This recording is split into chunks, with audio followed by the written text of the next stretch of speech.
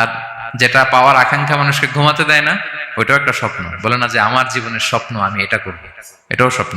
এই ভিশনও শেয়ার করা যাবে না কারোর সাথে। আপনারা তো ব্যবসায়ী মানুষ, টিপস শিখাই দেয় কিছু। বিশাল বড় একটা কিছু প্রজেক্ট নিছেন, শুরু করার আগে আপনি বলে ফেলছেন শেষ, আর এটা হবে না।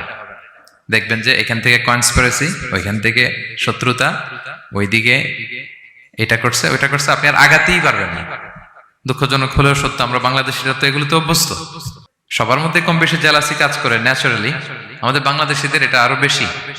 আমি আমার প্রায় আলোচনাতে বলি যে আমাদের জাতীয় খেলা হাডুডু হওয়ার কারণ হচ্ছে এই খেলার ধরনটাই এমন, একজন সামনে যেতে চায়, 10 জন পা ধরে পিছনে টানতে চায়।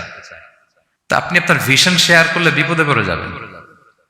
আপনি প্রপার হোমওয়ার্ক করবেন, গ্রাউন্ড ওয়ার্ক করবেন, কাউন্সিলিং করবেন, প্রজেক্ট দাঁড় করাবেন, লঞ্চিং প্রোগ্রামের দিন সবাইকে জানাবেন।